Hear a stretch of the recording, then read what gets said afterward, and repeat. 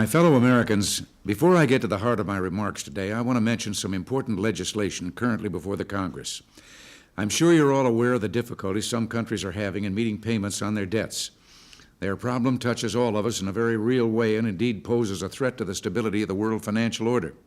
For that reason, something called the International Monetary Fund was created some years ago.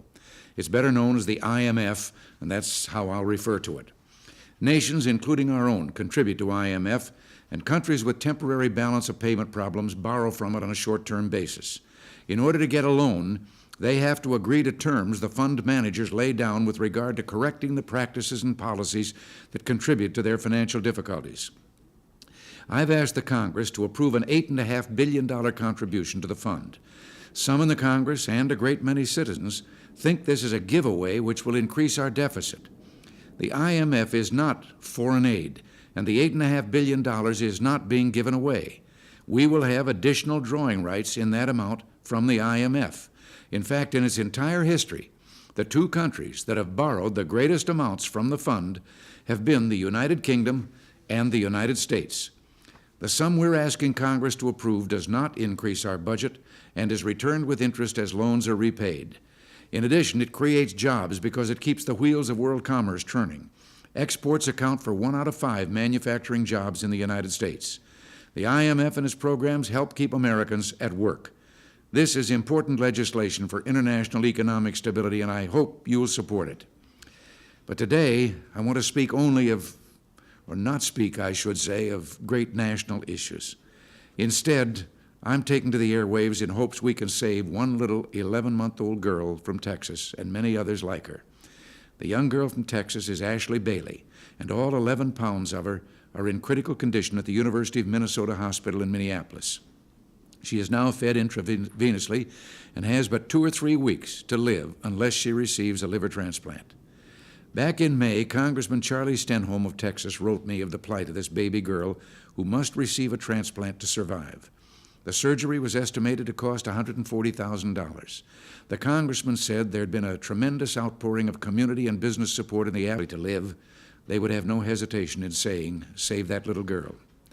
I urge any of you who know of a possible liver donor for Ashley to call the Living Bank in Houston.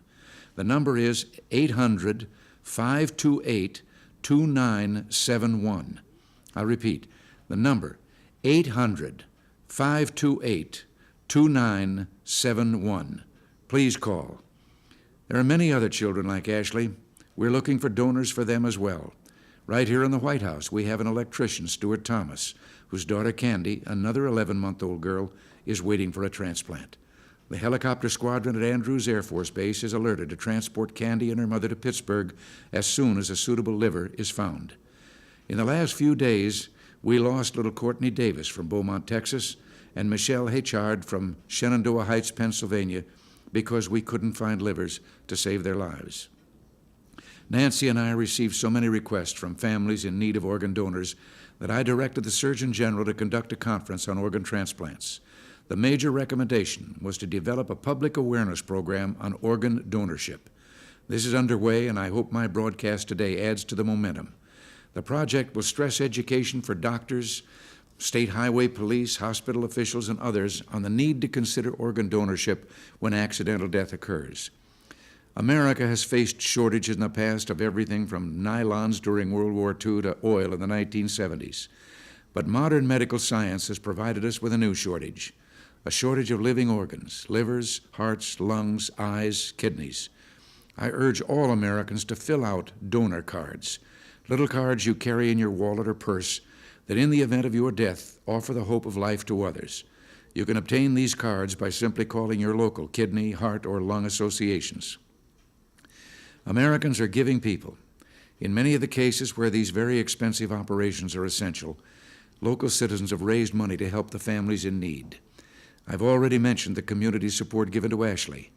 Well, not far from Washington, Morningside, Maryland raised over $100,000 for the Good family whose little Nikki needs a transplant. That kind of caring should make us all proud to be American. We can save more of our children and adults through organ donorship.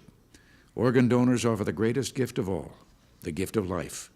Right now, Ashley Bailey, as well as other desperately ill children, are waiting for that gift.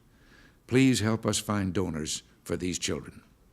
Until next week, thanks for listening, and God bless you.